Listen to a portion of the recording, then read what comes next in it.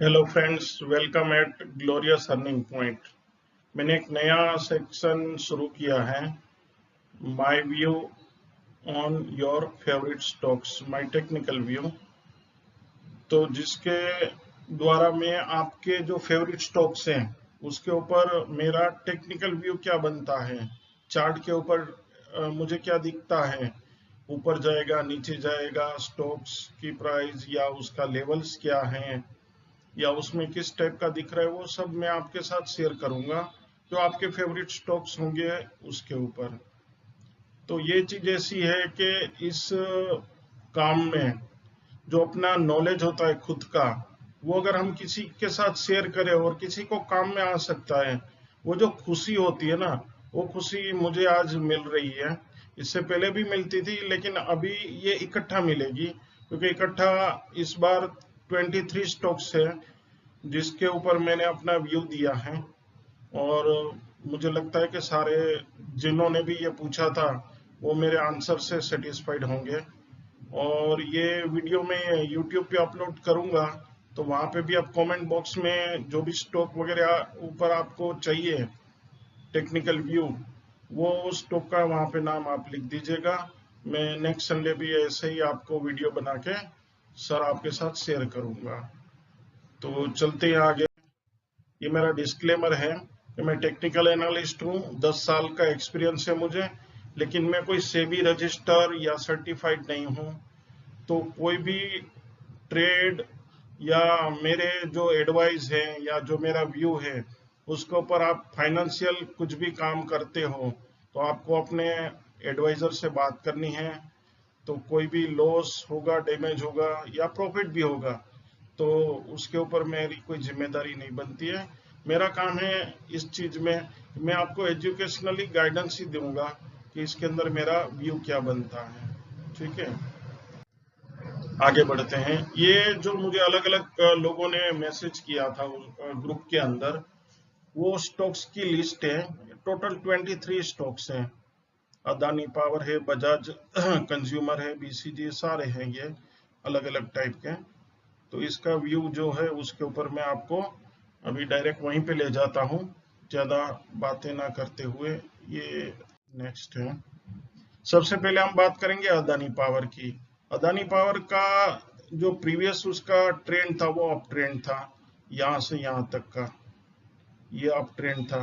यहाँ से ऊपर और गया, यहाँ से छोटा करेक्शन आया, फिर वापस ऊपर गया, वापस यहाँ पे। इसको हम रिट्रेसमेंट, छोटा सा करेक्शन इस टाइप का बोलते हैं। और अभी ये एक रेंज में है, ये सपोर्ट है, 240 का सपोर्ट है। ऊपर 345 का उसने एक रेजिस्टेंस बना लिया यहाँ पे।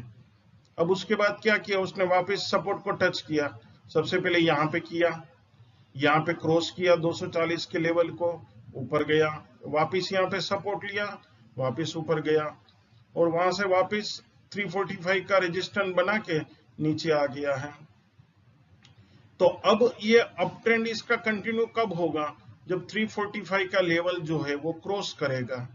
तो उसके बाद क्या होगा, वॉल्यूम के साथ अगर क्रॉस करता है, जैसे यहाँ पे वॉल्यूम है, आप देख सकते हो यहाँ पे थोड़ा कम वॉल्यूम है, जिसको कंसोलिडेशन भी बोल सकते हैं, साइडवेज भी बोल सकते हैं, बहुत कुछ टेक्निकल टर्म्स होती है अलग अलग बोलने के लिए।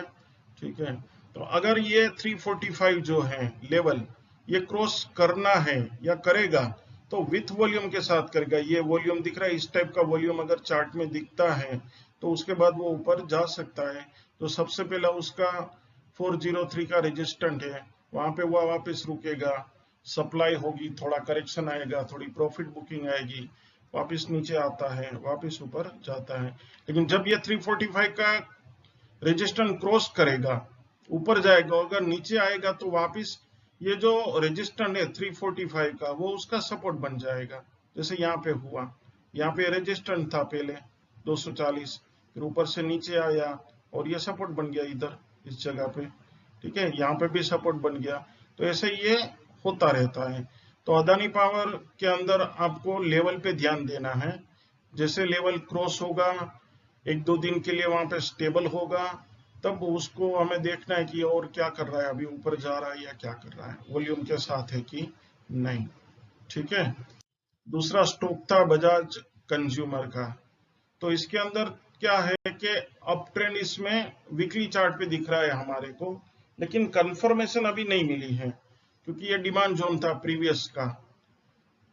प्रीवियस डिमांड जोन था, जहां पे यहाँ पे जैसे पीछे की साइड में भी हम देखे इसकी हिस्ट्री में, तो ये जो जोन है यहाँ पे उसने सपोर्ट लेके प्राइस ऊपर गई थी। तो यहाँ पे भी इसने थोड़ा सा ये शुरू तो किया है अप ट्रेंड जैसा, लेकिन 185 का रेजिस्टेंस, 207 का ये रेजिस्टेंस, ये दोनों क्रॉस होगा ना, उसके बाद हमें लगेगा कि हाँ अब थोड़ा अप ट्रेंड जैसा लग रहा है। तब तक हमें ये डाउन ट्रेंड में ही है, और अगर ये डिमांड जोन वैसे तो स्ट्रॉन्ग है, अगर ये टूटता है तो डाउन ट्रेंड और कंटिन्यू करेगा। लेकिन देखो यहाँ पे ये ऊपर हुआ है, हल्की सी ये कैंडल दिख रही है, और नीचे में भी यहाँ पे वॉल्यूम है, तो इसका मतलब ये है कि ये जो सपोर्ट लिया है उसने और ऊपर की साइड में मूव किया विथ वॉल्यूम किया है, तो ये थोड़ा ठीक लग रहा है, पॉजिटिव लग रहा है इस चीज में। लेकिन ये जो दोनों लेवल हैं वो क्रॉस करना जरूरी है। तीसरा था BCG का, ब्राइट कॉम ग्रुप का था, ये कंटिन्यूस डाउन ट्रेंड में ही चल रहा है, और अगर ये 55 के ऊपर क्रॉस होता है विथ वॉल्यूम और स्टेबल रहता है तो हो सकता है कि ये और ऊपर जा सकता है, मतलब 100 के पार या 121 के पार। बाकी मैंने इसका चार्ट देखा था, बहुत कुछ उसमें खास मुझे पॉजिटिव कुछ लग नहीं रहा है, और ये वीकली चार्ट है, यहाँ पे ये वीकली के ऊपर मैं चेक कर रहा हूँ ये सारी चीज, तो बहुत मतलब टाइम लग सकता है ये सारी चीज मूवमेंट होने में, एकदम से ये सारी चीज होगी नहीं, इसलिए ठीक है। तो यहाँ पे इसके लेवल दिए हुए हैं, 21 सपोर्ट है और 55 रेजिस्टेंट है।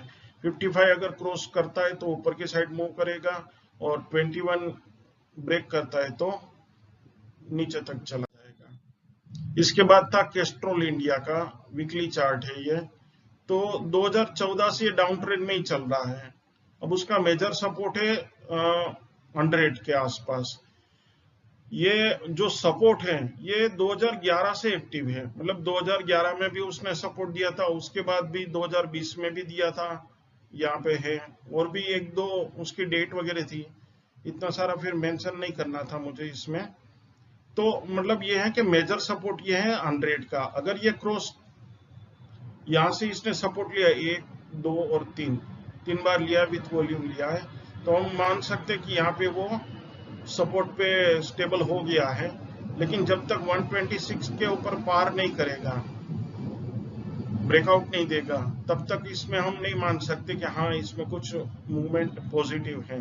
तो दो रेजिस्टेंट है 126 और 150 का, ये दोनों अगर क्रॉस करता है तो हम मान सकते हैं कि हाँ ऊपर की साइड में ये थोड़ा मूव करने का दिख रहा है इसमें। बाकी 100 का ये मेन सपोर्ट है, अगर ये टूट गया किसी भी वजह से ऊपर ना जाके, ये 100 का टूट गया, तो फिर इसके लिए मतलब कोई अप ट्रेंड का अभी कुछ मतलब नहीं बोल सकते हम इस चीज में कि डाउन ट्रेंड जो 2014 से वो कंटिन्यू ही कर रहा है, वो मतलब आप देख लो 6 और 8 साल से ये डाउन ट्रेंड में ही चल रहा है। इसके बाद का द्वारिकेश शुगर का था, तो द्वारिकेश शुगर तो ऑलरेडी अप ट्रेंड में चल ही रहा है, उसका चार्ट स्ट्रक्चर भी गुड ही था, और इसके अंदर ये थोड़ा सा करेक्शन आया है जिसको हम रिट्रेसमेंट भी बोल सकते हैं।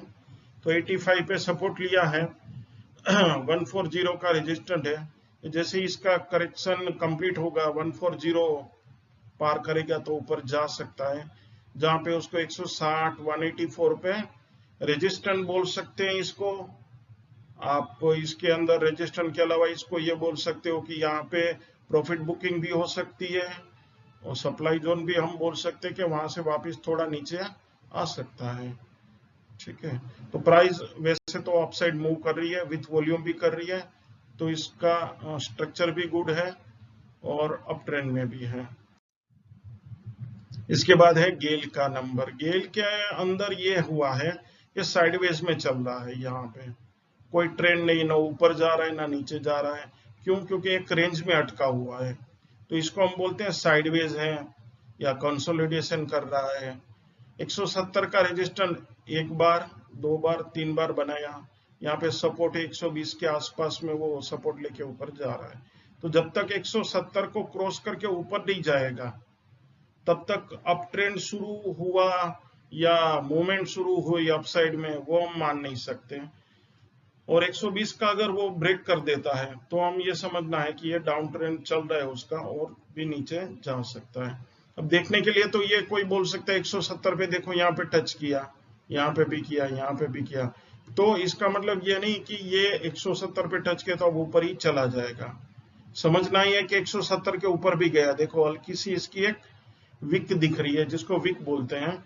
तो अगर ये ऊपर भी गया है 170 के, तो यहाँ पे वापस उसने क्लोजिंग उसके नीचे ही दी है, तो यही रेंज के अंदर अटका हुआ है। जब तक ये रेंज दोनों पार नहीं करेगा तो ना अपसाइड मूव होगा ना डाउन साइड में, ऐसे ही चलता रहेगा। तो इसके लेवल के ऊपर ध्यान देना जरूरी है। इसके बाद HCL टेक्नोलॉजी का, वैसे भी IT सेक्टर बहुत डाउन ट्रेंड में चल रहा है, और यहाँ पे टेक्निकल टर्म्स में इसको डबल टॉप बोलते हैं।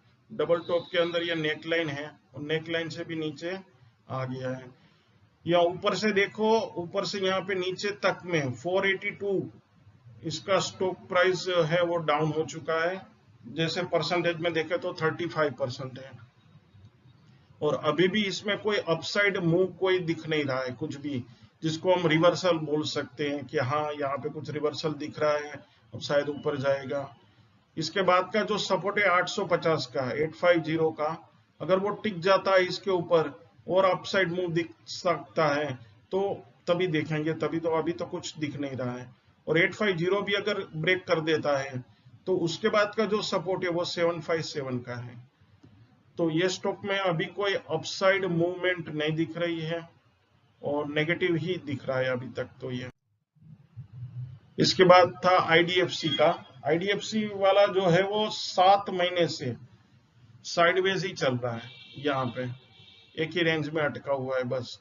71 से रेजिस्टेंट है उसका और 4165 सपोर्ट है। अब यहाँ पे वो बुलिश डाइवर्जेंस दिखा है टेक्निकल में, लेकिन वो जब तक ये 71 का लेवल जो है रेजिस्टेंट क्रॉस नहीं करेगा तो बुलिश डाइवर्जेंस का भी कोई फायदा नहीं है, क्योंकि बुलिश डाइवर्जेंस है वो यहाँ से ऊपर तक उसको ले जाएगा।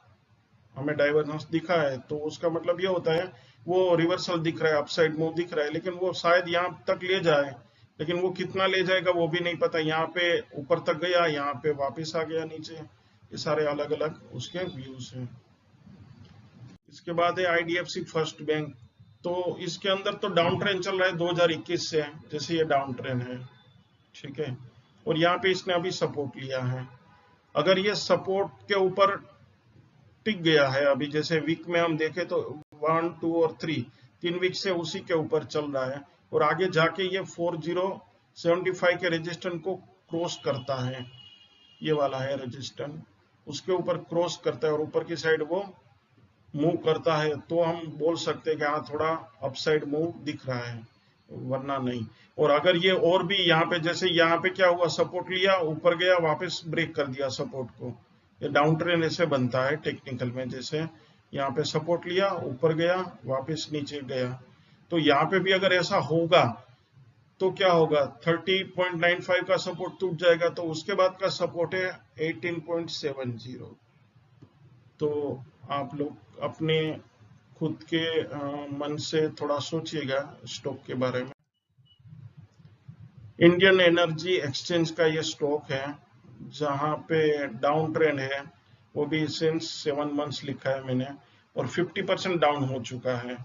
अब अगर 130 का लेवल है वो अगर मान लो ब्रेक कर जाता है तो ये और डाउन जा सकता है। अभी तक कोई पॉजिटिव न्यूज इस पे नहीं दिख रही है। दूसरा देखो, ये यहाँ पे ये वीकली में ये कंटिन्यूस ऊपर जा रहा था, यहाँ पे वॉल्यूम भी था, लेकिन उसके बाद क्या हुआ, पहले भी वॉल्यूम नहीं था, बाद में भी वॉल्यूम नहीं है, और ये जो नीचे की ये लाइनें हैं वो वॉल्यूम की है। ये 49.38 लिखा है, मतलब ये अप्रोक्सीमेट 50% स्टॉक डाउन हो चुका है। पॉजिटिव कुछ अभी दिख नहीं रहा है, और इसका अभी का सपोर्ट 130 है, तो कुछ उम्मीद लग नहीं रही है। इसके बाद है एक नवकार कॉरपोरेशन का चार्ट है। ये बहुत तो ऊपर के साइड से नीचे आया है, यहाँ पे देखो, और यहाँ पे इसने थोड़ा सा अप ट्रेंड दिखाया और 70 तक पहुंचा है। मतलब ये कितना 20 तक आ गया था और 70 दिखाया, मतलब 2 साल में इतना दिखाया। अगर ये 70 को पार करता है, उसके बाद 102 को पार करता है, तो उम्मीद कर सकते हैं ऊपर जा रहा है। क्योंकि यहाँ पे वॉल्यूम तो देखो, यहाँ से यहाँ ऊपर जाने के लिए वॉल्यूम है, लेकिन जैसे यहाँ पे भी ये वॉल्यूम था ऊपर जाने के लिए, लेकिन बाद में क्या हुआ, वॉल्यूम कम हो गया, नीचे आ गया स्टॉक। यहाँ पे अभी वॉल्यूम दिखा रहा है कि ऊपर जाएगा, लेकिन अगर ये 70 क्रॉस नहीं करेगा वॉल्यूम के साथ, तो वहां पे उसको वापस सपोर्ट नहीं मिलेगा। सपोर्ट नहीं मिलेगा तो और नीचे आ जाएगा। तो जरूरी लेवल्स है कि लेवल्स पार अगर करता है, वहां पे स्टेबल होता है, विथ वॉल्यूम होता है, तो वो ऊपर जाने का चांसेस दिखते हैं, जैसे यहाँ पे हमें दिखा था। ठीक है। इसके बाद था निफ्टी मेटल का इंडेक्स के लिए, मुझे किसी ने पूछा था उसमें कि इंडेक्स का, तो इंडेक्स में ये है, इंडेक्स की वैल्यू जैसे ऊपर गई थी यहाँ पे, ये जैसे 4783 का ये लेवल था, क्रॉस किया, ऊपर गई, यहाँ पे वापस नीचे आई और हल्का सा डाउन होके वापस अभी उसके ऊपर स्टेबल हुई है। तो अब देखते हैं इसके अंदर अगर ये यहाँ पे स्टेबल होती है, ठीक है, और ये सपोर्ट को स्ट्रॉन्ग सपोर्ट बनाती है, तो ये अपसाइड में मूव होगा। अदरवाइज ये अगर ब्रेक कर जाती है तो मेटल सेक्टर और डाउन साइड में मूव होगा। ये हल्का सा दिख रहा है, जैसे भी ये रिवर्सल है, यहाँ पे भी, यहाँ पे भी ये, तो 3-4 वीक से ये थोड़ा अपसाइड ऐसे दिख रहा है दिखने के लिए, और ये सपोर्ट है। ये सपोर्ट के ऊपर अगर और कंटिन्यू आगे ऊपर बढ़ता है इंडेक्स, तो फिर देख सकते हैं कि भाई ये आगे निफ्टी मेटल जो है इंडेक्स हो जाएगा। पर्टिकुलर स्टॉक का नहीं है, सिर्फ इंडेक्स का है। स्टॉक में मूवमेंट आ सकती है, वो सबका अलग अलग होता है। इसके बाद है ऑयल इंडिया लिमिटेड का, तो ये डाउन ट्रेंड में चल रहा है ऑलरेडी, और 153 पे इसका सपोर्ट है। अगर ये सपोर्ट ब्रेक कर दिया तो वापस 120 के आसपास में सपोर्ट इसको यहाँ पे मिल रहा था। ये वाला लाइन नहीं बनाई है मैंने, जैसे ये वाली आप देख लो इधर, ये वाली, ठीक है, ये सपोर्ट है। अगर ये 153 ब्रेक करता है तो उसके बाद का जो सपोर्ट है वो वहां पे जाएगा। ठीक है, तो यहाँ पे भी कुछ खास दिख नहीं रहा है, क्योंकि ये कितने वीक से 1 2 3 4 5 वीक से ये डाउन ही चल रहा है। 300 से 182 आ गया है, तो कोई पॉजिटिव कुछ दिख नहीं रहा है इसमें मुझे, अभी के लिए नहीं दिख रहा है। मतलब यहाँ पे वॉल्यूम भी बढ़ा था सिर्फ बढ़ाने के लिए 2 वीक के, उसके बाद वापस डाउन ही है सब चीजें। ये है रेणुका शुगर का चार्ट। शुगर सेक्टर तो वैसे अब चल भी रहा था, और इसने 44 का एक लेवल है वो पार कर दिया और अब सपोर्ट बना लिया। देखो यहाँ 44 से ये एक चीज है ना, देखने वाली होती है। वैसे चार्ट का नॉलेज हो आप लोगों को और देखते हो तो अच्छी बात है, नहीं हो तो भी एक पिक्चर की तरह आप इसको देख सकते हो कि जो ये नीचे की लाइन से दिख रही है वो यहाँ पे है कि रेट नीचे तक गया, लेकिन उसने क्लोज नहीं किया, क्लोज ऊपर में किया है। जो कैंडल दिखती है ना रेक्टेंगल, वो ऊपर में दिया है। तो 44 के ऊपर वो सपोर्ट लिया है उसने, ऊपर में 61 का रेजिस्टेंट है। अगर ये 61 का क्रॉस करके ऊपर जाता है तो 61 को सपोर्ट बनाएगा और ऊपर की साइड मूव करेगा। और अगर ये इसको ब्रेक करता है, वैसे लगता तो नहीं है ये ब्रेक करेगा 44 को, क्योंकि यहाँ से ये सपोर्ट बन रहा है और यहाँ पे नीचे वॉल्यूम भी है। तो इसके अंदर ये बोल सकते हैं कि 44 के ऊपर उसने स्ट्रॉन्ग सपोर्ट बना लिया है विथ वॉल्यूम के साथ। तो ऊपर की साइड में जब इसका कंसोलिडेशन कंप्लीट होगा तो 61 को पार करेगा और ऊपर जाने की उम्मीद कर सकते हैं। ये रिलायंस कम्युनिकेशन, इसमें तो कुछ देखने वाली वैसे चीज नहीं थी,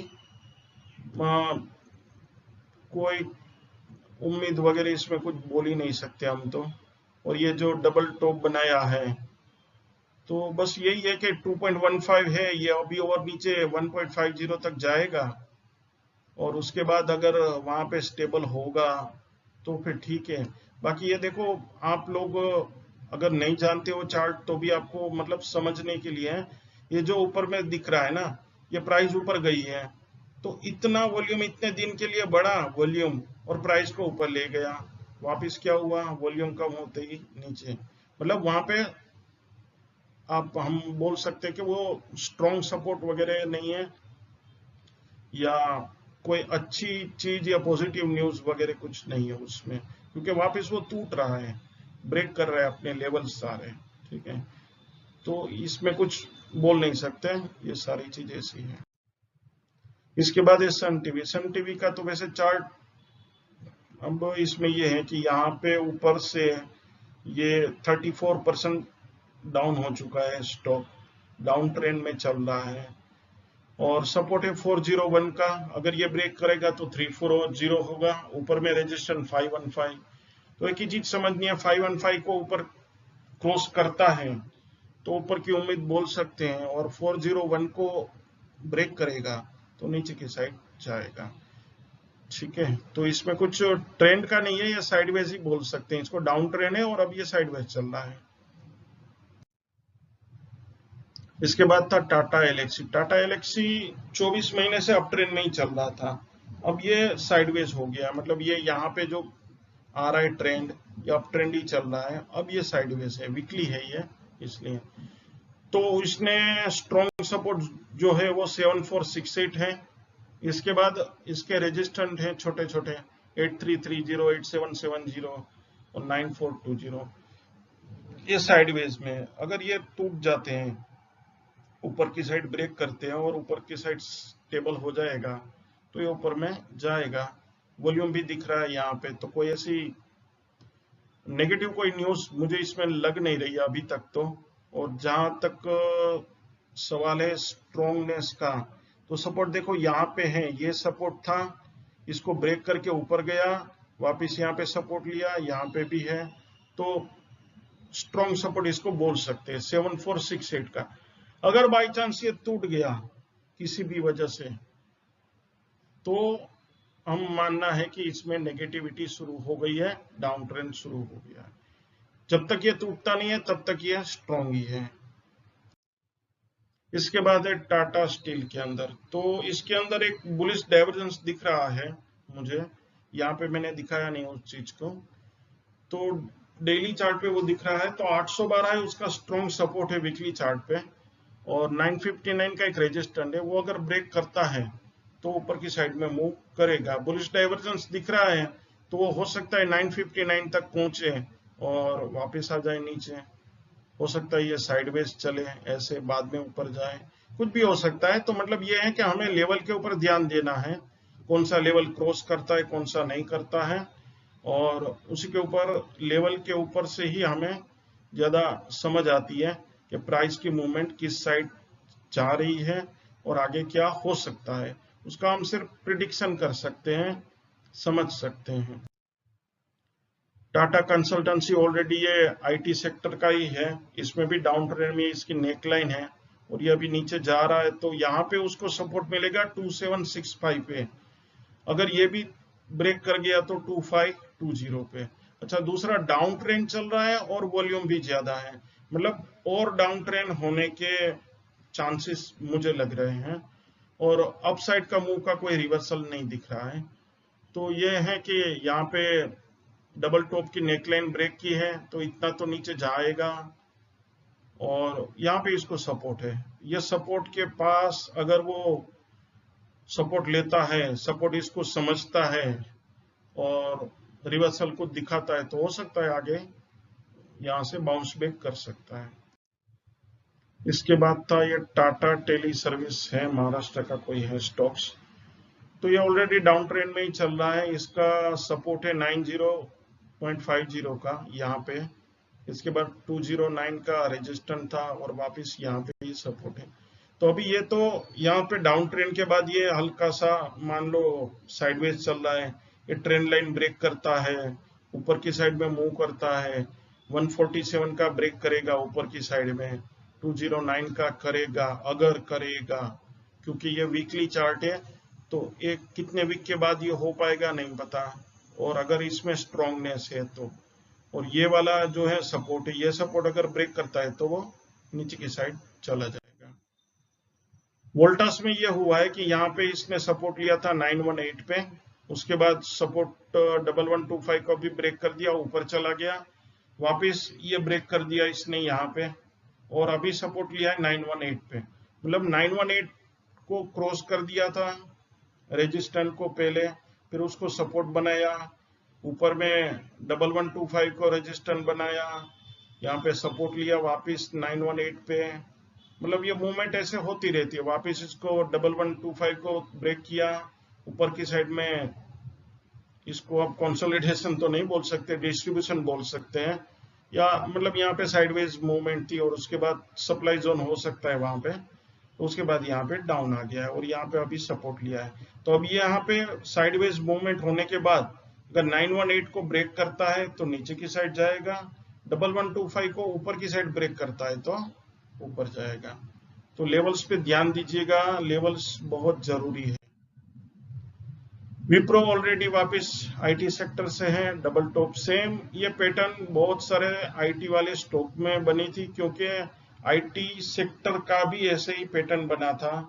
और मैंने अपने पर्सनल जो मेरा ग्रुप होता है, जनरल ग्रुप है, न्यूज वगैरह उसमें डालता रहता हूँ अपडेट, उसमें भी मैंने बोला था कि डबल टॉप बन गया है आईटी सेक्टर, ऊपर जाने के चांसेस नहीं, उसके बाद ये डाउन ट्रेंड शुरू हो गया है।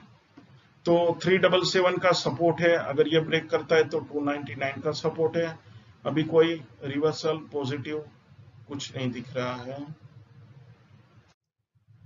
और यस बैंक की तो वैसे कुछ बात अब क्या करें, सबको मालूम ही है, लेकिन नॉर्मल एक ही चीज है इसके अंदर कि अभी शॉर्ट टर्म में, ये डेली चार्ट पे मैं दिखा रहा हूँ, वीकली पे तो देख ही नहीं सकते, वो एक ही लाइन ही दिख रही है उसकी। तो यहाँ पे 12.10 पे सपोर्ट लिया, 15.65 तक गया, यहाँ पे थोड़ा वॉल्यूम बना, ऊपर खींच दिया, वापस तोड़ दिया, ये सब चलता रहेगा। तो ये 12.10 सपोर्ट है, 14 रेजिस्टेंट है, 15.65 रेजिस्टेंट। तो ऐसे स्टॉक में जहां पे लिक्विडिटी नहीं है ज्यादा, मूवमेंट नहीं है ज्यादा, उस स्टॉक पे ज्यादा कुछ बोल नहीं सकते हैं। वॉल्यूम कोई बढ़ा देगा, स्टॉक को ऊपर खींच लेगा, कोई ब्रेक कर देगा, कोई कुछ कर देगा। तो यहाँ पे ये कोई मतलब अच्छी तरह से आप इसको डिस्क्राइब नहीं कर सकते, ना इसके ऊपर कोई अपना व्यू देख सकते हैं। ठीक है, तो ये मेरे 23 स्टॉक्स का व्यू है, आप लोग देखिएगा।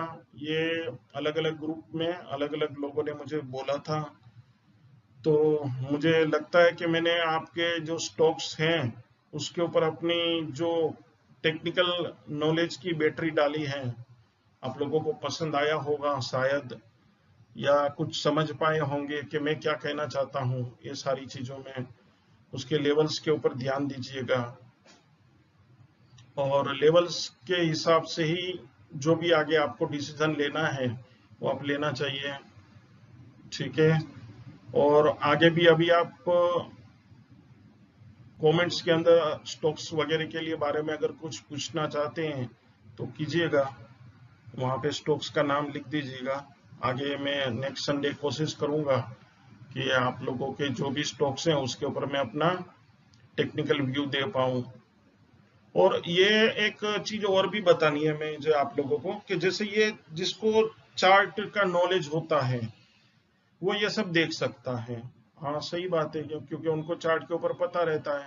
लेकिन जिनको चार्ट का नॉलेज नहीं होता है वो क्या करेंगे, उनको तो समझ नहीं आएगा ना, चार्ट देखेंगे तो नहीं समझ में आएगा कि ये लेवल्स का है, प्राइस मूवमेंट सब कुछ देखते हैं, जैसे अपने टर्मिनल पे ये प्राइस अप हुई मूव हुई ऐसे। तो मेरे पास एक ऐसा इसका समझ लो कि अल्टरनेट है, कोई और कोई चीज नहीं है, सिर्फ मतलब है कि थोड़ी मेहनत करनी पड़ेगी, कि हमें डेटा निकालना पड़ेगा 1-2-3 महीने का, कैसे निकलता है वो सारी चीज है मेरे ध्यान में, वो सारी चीज है। अगर आप लोगों को ऐसा कुछ सीखना है कि चार्ट को आपको नहीं आता है, मान लो चार्ट के अंदर आप ज्यादा समझ नहीं आती है, लेकिन लेवल्स आपको चाहिए, तो आपको क्या करना है, उसके लिए अगर आपको मेरी मदद की जरूरत है या मेरे से गाइडेंस चाहिए, तो आप लोग कमेंट्स में मुझे लिख दीजिएगा। मैं उसके ऊपर आपको एक ऐसा सिंपल वीडियो बना दूंगा कि जो लेवल्स मैंने अभी निकाले हैं ना वो खुद आप निकाल सकते हो, और उसके लिए भी आपको चार्ट एनालिस, टेक्निकल एनालिस की जरूरत नहीं, इवन मेरी भी जरूरत नहीं है आपको। आप खुद अपने आप ही लेवल्स निकाल सकते हो। तो मैं चाहता हूं कि आप लोग अपने आप ये सारी चीज सीखें। आप पार्ट टाइम ट्रेडिंग करते हो, फुल टाइम करते हो, जो भी करते हो, आपको नॉलेज है नहीं है जो भी है, मेरा यह है कि अपने आप खुद नॉलेज आप जितना गेन करोगे ना उतना आपको खुद को बेनिफिट है, क्योंकि आप अपना फंड जो है, कैपिटल है खुद का, वो इसमें इस्तेमाल करते हो, और किसी को भी अच्छा नहीं लगता है कि उसमें लॉस हो जाए। ठीक है, तो आपको ऐसा कोई अगर वीडियो चाहिए तो कमेंट बॉक्स में लिख दीजिएगा, और कमेंट बॉक्स का इस्तेमाल कीजिएगा ताकि मुझे भी पता चले कि मैंने इतनी मेहनत से जो वीडियो बनाया है। तो हर एक स्टॉक में जाना, उसके लेवल्स निकालना, और समझ सकते हैं ना कि मेहनत तो लगती है। तो इसके सामने रिवार्ड में मुझे कुछ नहीं चाहिए, आप लोगों का बस साथ सपोर्ट चाहिए मुझे, और कमेंट में कमेंट चाहिए कि अगर आपको ये पसंद आया नहीं आया, और आगे आपको कौन से स्टॉक के ऊपर गाइडेंस चाहिए, और उसके अलावा आपको अगर ये सीखना है जो मैं कह रहा हूँ वो, तो उसके ऊपर भी फिर वीडियो बना दूंगा मैं। लेकिन ज्यादा लोग बोलेंगे तभी मैं बना पाऊंगा ना, उसमें भी मुझे मेहनत तो लगेगी सारी चीजों में। लेकिन मेहनत करने का मुझे भी आनंद आता है अगर कोई सामने सीखने वाला हो, कोई समझने वाला हो, तो हमें भी आनंद आता है, मेहनत करने में कोई दिक्कत नहीं है। ठीक है, चलिए, थैंक यू गाइस। आप लोगों का बहुत बहुत शुक्रिया जो आप लोगों ने मेरे ऊपर भरोसा रखा और मेरे से टेक्निकल राय मेरी मांगी, उसके लिए thank you very much. Have a good day.